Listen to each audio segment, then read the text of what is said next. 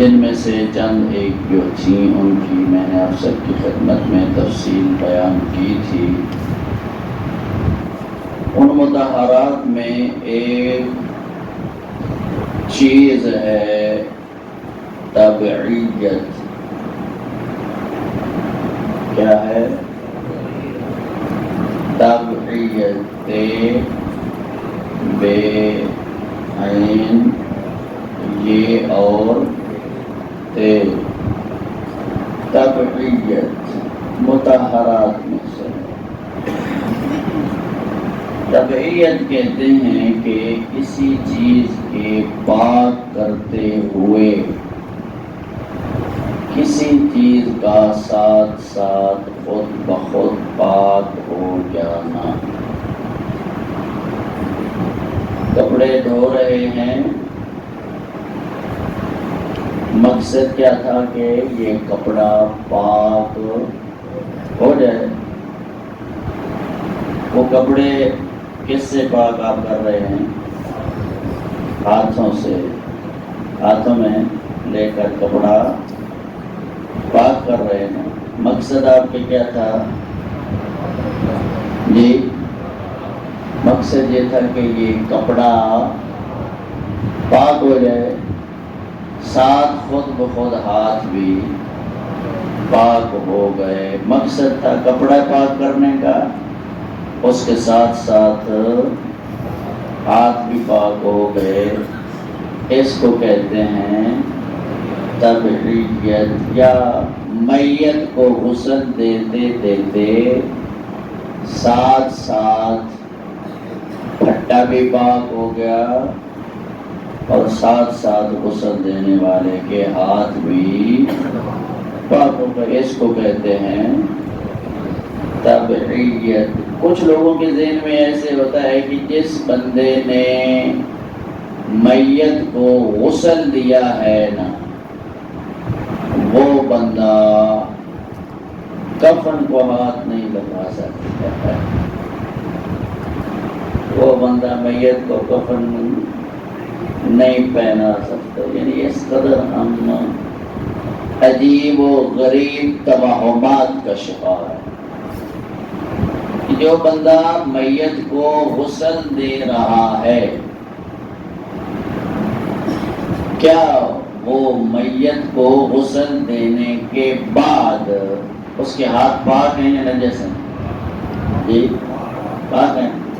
اب جس کے ہاتھ پاک ہیں وہ میت کو وہ کفن نہیں پہنا سکتا۔ جی پہنا سکتا، اس میں کوئی حرج نہیں ہے۔ وہی غسل بھی دے، وہی کفن پہنائے، اور اگر وقت مختصر ہو تو اسی حالت میں اسی میت کی نماز جنازہ بھی پڑھ سکتا ہے۔ پتہ نہیں غور آپ نے کیا ہے کہ نہیں؟ وقت کم ہے، غسل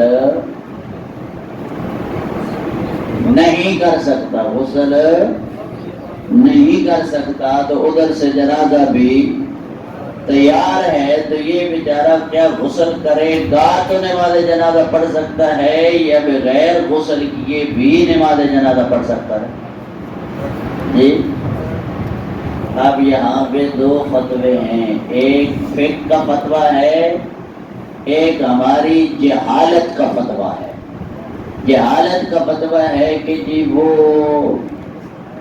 ان ہاتھوں سے نہ کفن پہنا سکتا ہے، نہ میت کا وہ جنازہ پڑھ سکتا ہے۔ فقہ کا مسئلہ یہ ہے، فقہ یہ کہتی ہے کہ وہ انہی ہاتھوں سے میت کو کفن بھی پہنا سکتا ہے، اور وہ اسی حالت میں میت کی نماز جنازہ بھی پڑھ سکتا ہے۔ اسی کے ضمن میں ایک مسئلہ، بندہ مر جائے، مرنے کے بعد اس کے غسل و کفن سے پہلے اس کے لیے فاتحہ پڑھی جا سکتی کہ نہیں پڑھی جائے؟ جی پڑے جا سکتے مرینا ہے عوام تو جی بھائی معاشرہ تو معیار نہیں نا، معیار شریعت ہے. شریعت کیا کہتی ہے؟ فاتحہ پڑھ سکتے ہیں، اس کے لیے تلاوت کر سکتے ہیں، اس کے لیے ذکر و اذکار کر سکتے ہیں، اس کے لیے نیک عمل تلاوت وغیرہ سب کر سکتے ہیں. مگر معاشرہ کیا کہتا ہے؟ توبہ توبہ نہیں، دیکھو ظلم خدا دے. ظلم خود کر رہا ہے، نسبت خدا کی طرف دے رہا ہے. یعنی ہر بندہ کتنا یہ غلط جملہ بولتا ہے، ظلم یعنی خدا ظلم کرتا کسی بندے پہ. قرآن تو کہتا ہے ان اللہ لا یظلم مثقال ذرہ، اللہ رائی کے دانے کے برابر بھی کسی چیز پہ ظلم نہیں کرتا. ایسے کہتے ہیں ظلم خدا دے. دیکھو ظلم خدا دے، اپنے گناہ کرتوت خدا کی طرف منسوب. او فلانے نے جنا غسل دے پیا نہ کفن دے پیا، وہ دے تو پہلے ہی فاتحہ ہونا شروع کر دے. دیکھو ظلم خدا دے. کار کون رہے نا آپ سے آگ کے دے طرف رہے. جہالت عجیب و غریب، ہمارے معاشرے میں جہالت عجیب و غریب اور عجیب و غریب انداز میں پیش کی جاتی ہے، اور پھر بڑے بڑے معتبر ترین لوگ اس جہالت پہ ڈٹ جاتے ہیں. نہیں، معصوم نے فرمایا اگر کسی بندے کو پتہ چل جائے کہ یہ بندہ مر رہا ہے، اس کی موت کا وقت آ چکا ہے، ملک الموت اس کے قریب پہنچ چکا ہے، اس کا وقت نزاع ہے، کیا کرے؟ اس کو فوراً سورہ یاسین پڑھ کر سنائے. نکی توضیح مسائل چاہ کے بندہ جب زندگی بندہ پڑھ لگے نا، مگر عجیب ہے کہ جس نے ساری زندگی توضیح المسائل کا منہ نہیں دیکھا، وہ بھی اپنی طرف سے فتوے گھڑ گھڑ گھڑ کر لوگوں کو بتاتا ہے. توضیح المسائل میں یہ سب مسائل چھوٹے چھوٹے موجود ہیں. یہ مختصر سے مسائل کہ جانکاری کا وقت ہو، مرنے والے کا وقت ہو، موت کا وقت ہو تو کیا کیا جائے؟ اس کو عقائد کی تلقین کی جائے، شہادتین پڑھ کر سنائے جائیں، اس کو کلمہ طیبہ کا وظیفہ پڑھایا جائے، تلقین کیا جائے، سورہ یاسین پڑھی جائے، سورہ صافات اس کے قریب بیٹھ کر پڑھی جائے. مر جائے جب تک اس کو غسل کفن نہ دیا جائے، اس کے سرانے بیٹھ کر قرآن کی تلاوت کی جائے.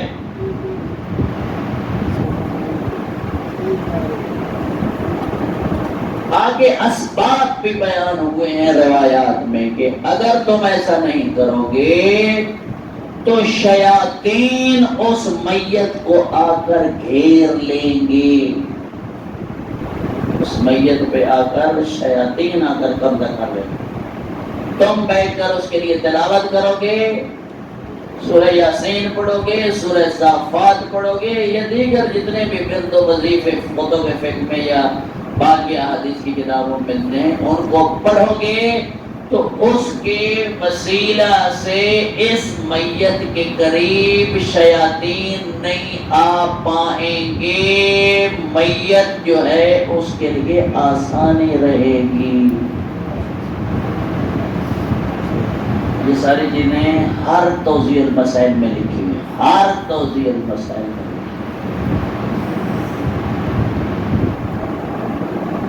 فرمایا اگر مشکل وقت ہو میت پہ،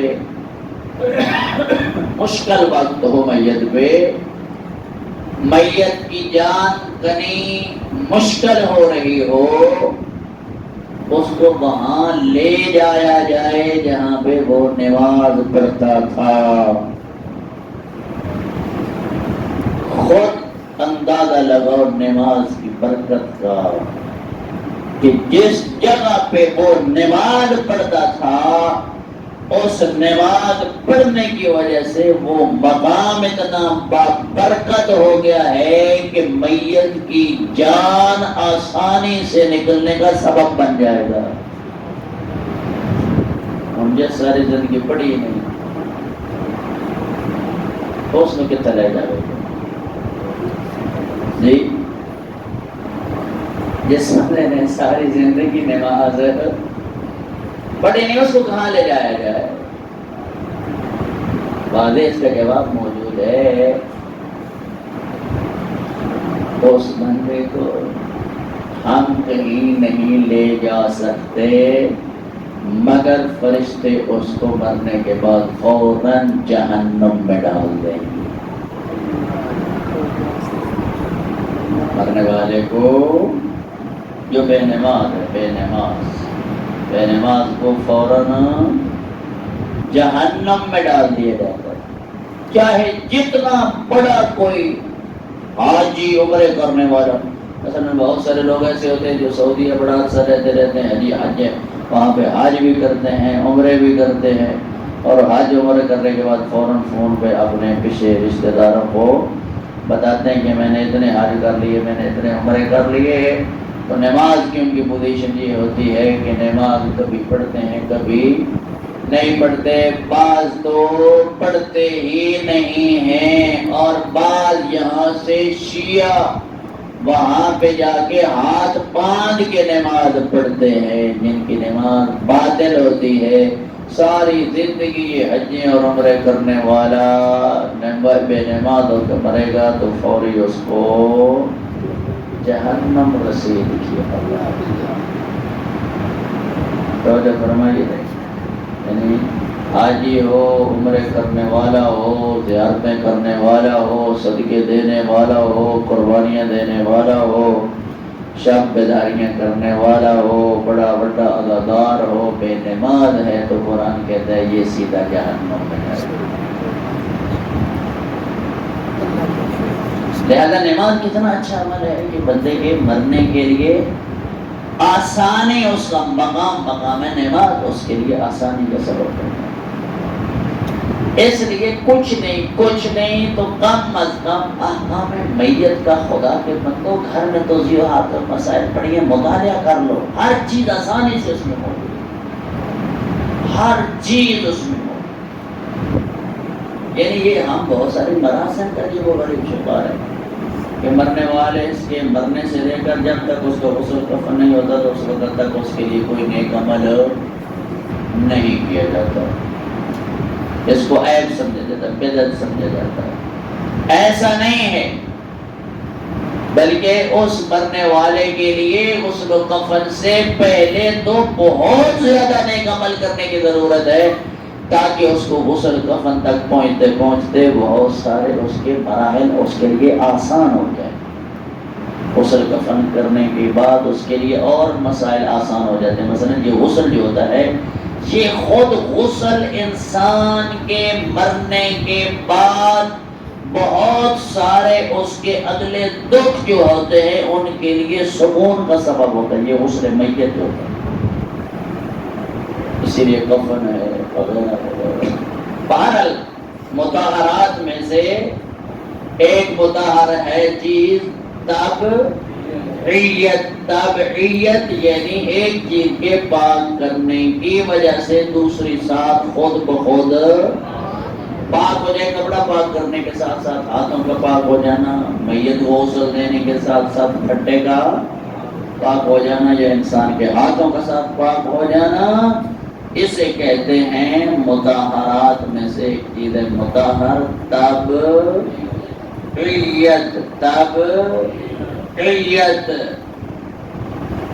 آگے ہے چیز ایک انقلاب.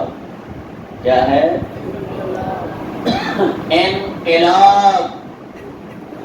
انقلاب کہتے ہیں انگوروں کا رس جب جوش میں آتا ہے شراب بن جاتا ہے. انگوروں کا رس پہلے جوش پہ کیا بن جاتا ہے؟ شراب۔ انگوروں کا رس جب ایک مرتبہ اس کو جوش آئے، یعنی جس کو ابالا کہتے ہیں، ایک ابالا آنے سے وہ کیا ہو جاتا ہے؟ شراب بن جاتا ہے۔ اگر وہی شراب ابلتا ابلتا ایک تہائی بچ جائے وہ سرکے میں تبدیل ہو جاتا ہے۔ جب تک وہ اس کا ایک ابالا آیا تھا، 2 حصے باقی تھے، شراب تھا، نجس تھا، اب چلتے چلتے سڑ کے وہ سرقہ بن گیا۔ جو ہی سرقہ بنا تو وہ خود بخود پہلے نجس تھا، پھر کیا ہوگا جی؟ اس کو کیا کہتے ہیں؟ کیا کہتے ہیں؟ انقلاب نہیں ہوتا جی، جو پاکستان میں بھی شاید آپ کہتے ہیں، مگر وہ ساڑھے کو ایک بندہ تصیب ہوتا ہے ساڑھے جب میں ہی بیک سن ٹھیک ہو گیا جی۔ انقلاب، انقلاب یعنی اس کا جوش مار مار کے سرقہ میں تبدیل ہو جانا، وہی دیجگا ہے، وہی رس ہے۔ پہلے نجس تھا، اس کے بعد وہ کیا ہو گیا؟ اس کو کیا کہتے ہیں؟ سرقہ نہیں، میں پی لیا میں ہوش ہی تبدیل ہو گئے، کیا کہتے ہیں اس کو؟ انقلاب، تبعیت، تبعیت اور انقلاب، یہ مطہرات میں سے ہے۔ یہ کیا ہے؟ کن چیزوں میں سے ہے؟ مطہرات میں سے ہے۔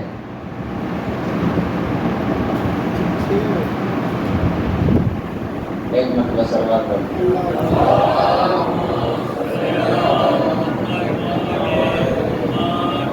ایک تیسری چیز ہے نجاست کا زائل ہو جانا، نجاست کا زائل ہو جانا، نجاست کا زائل ہو جانا۔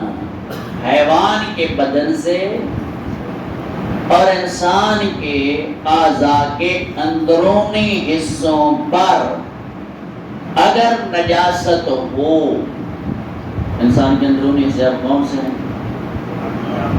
ناک کا اندر والا حصہ، منہ کے اندر والا حصہ، کان کے اندر والا حصہ، آنکھ کے اندر والا حصہ، ان میں لگی ہے کوئی نجاست، خون مثلا لگا ہوا ہے، اب جو ہی وہ خون زائل ہو جائے گا وہ جگہ خود بہت پاک ہو جائے گی۔ اس کو پاک کرنے کی پانی سے ضرورت ہے۔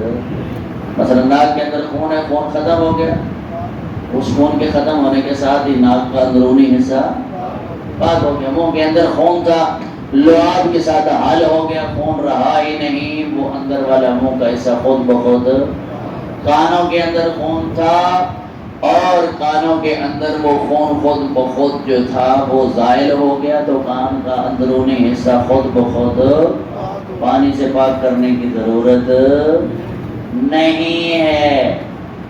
اسی طرح حیوان کے بدن پہ نجاست لگ گئی، بھینس کے بدن پہ، بکری کے بدن پہ، گائے کے بدن پہ، تو اس کو پانی وانی سے دھونے کی ضرورت، جو ہی وہ زائل ہوگی وہ حیوان کا بدن خود بخود پاک ہو جائے گا۔ وہ حیوان کا بدن خود بخود جو ہی نجاست زائل ہوگی وہ چیز فوری خود بخود پاک ہو جائے گی۔ پتہ نہیں کوئی کم سمجھ آمدی بھی ہے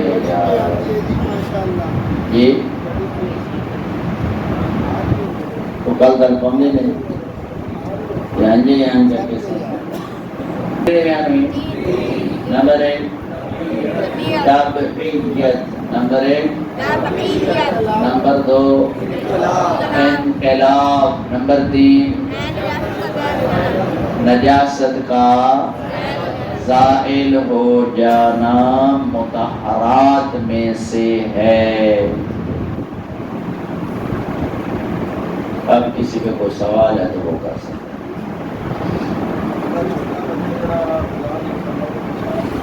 جی۔ غذا کیڑی نہیں کھانا، نہیں غذا کیڑی نہیں کھانا،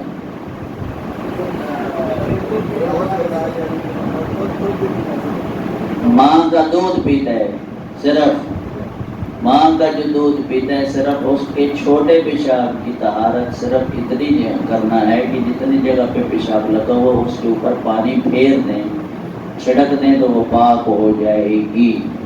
مگر اس کے ساتھ اگر کوئی ادھر سے وہ دودھ دوسرا بھی پیتا ہے، ڈبے والا سے جاتا بلائے تو پھر اس پانی سے پاک اس طرح صرف چھڑکنے سے پاک نہیں ہوگا، اس کو باقاعدہ طور پہ 3 مرتبہ پانی سے پاک کرنا پڑے گا۔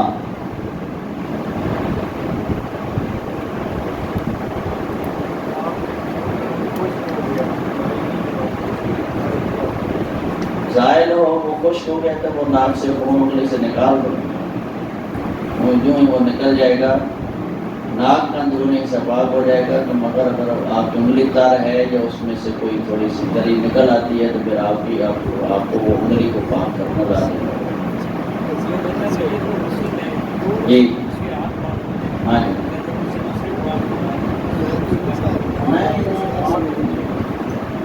میت کو ہاتھ لگانے والے پہ غسل میت واجب ہے۔ اگر وہ اس کے ہاتھ نجس بھی ہوں، خشک ہوں، دوسرے کو ہاتھ لگانے سے دوسرے پہ غسل مس میت واجب نہیں ہوتا۔ اگر اس کے ہاتھ تر تھے، نجس تھے، میت کے اوپر خون لگا ہوا تھا یا پیشاب لگا ہوا تھا یا پاخانہ لگا ہوا تھا، اس نے میت کو مس کیا، اس کے ہاتھ نجس ہو گئے۔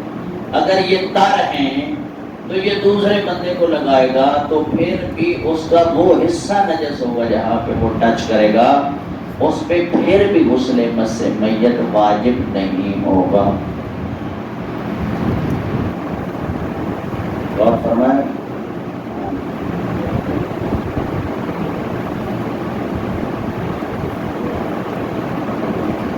اور کوئی مسئلہ؟ جی سوتے پہ کوئی یوم نیاز سے ہم کیا آگے تو دعا کریں گے، خدایا ہم سب پر اپنی رحمت نازل فرما، دین مبین اسلام کی خدمت کی سعادت عطا فرما، حلال اور حرام کا علم عطا فرما، حلال و حرام کا علم ہماری نسلوں کو نصیب فرما۔ پروردگارہ ہم سب کو حلال سیکھ کر ہمارے بچوں کو حلال کا علم خدا عطا فرما کے انہیں حلال پہ عمل کی توفیق نصیب، حرام سے ہم سب کو اجتناب کی توفیق نصیب۔ پروردگارہ شیان جہان کی آپ حفاظت فرما، دشمنان تشیع کو نصف نابود فرما، ہمارے بار میں وارث کے ظہور میں تعجیل فرما، مولا کے چہرہ انور کی زیارت نصیب فرما۔ مرجع شیان جہان حضرت عیداللہ سید علی سیستانی، راہبر معظم سید علی خامنائی کا سایہ قادر ہمارے سروں پہ قائم دائم فرما، ملت ایران کو مزید کامیابی اور سرفرازی عطا فرما، دشمنان اسلام امریکہ اسرائیل اور ان کے ہمراہ منافقین کو تباہ و برباد فرما، ان کا ستیہ ناز فرما، ان کا بیڑا غرق فرما۔ خدایا بحق محمد و اہل بیت محمد ہم سب کو موت سے پہلے اسلام و ایمان کا نور نصیب فرما، ہمارا خاتمہ اسلام و ایمان پہ فرما، صاحب ولایت اہل بیت علیہ السلام پر جینے مرنے کی توفیق نصیب فرما، موت سے پہلے توبہ کی توفیق نصیب فرما، مریضوں کو صحت اور سلامتی عنایت فرما۔ خدایا صابر حسین جعفری کو شفا کاملہ عاجلہ عطا فرما، سید ابرار حسین کو صحت و سلامتی عطا فرما، دیگر مومنین و مومنات جتنے مریض ہیں سب کو شفا کلیہ عنایت فرما۔ پروردگارہ بحق محمد و اہل بیت محمد ہم سب حاضرین و حاضرین محفل و مجلس جو بھی دلی تمنائیں رکھتے ہیں، حاجات رکھتے ہیں، دنیا سے متعلق ہیں یا آخرت سے، میرے اللہ سب پوری فرما، مشکلات آسان فرما، خدایا بحق محمد و اہل بیت محمد ان دوست عزیزوں نے نظر و نیاز میں حصہ ڈالا ہے، خدایا ان کے رزق میں برکت نازل فرما، ان کے گھر میں رحمت نازل فرما۔ خدایا بحق محمد و اہل بیت محمد ہماری تمام دعاؤں کو اپنی بارگاہ میں منظور و مقبول فرما، بفضلک و رحمتک یا ارحم الراحمین۔ اللہم صل علی محمد و آل محمد۔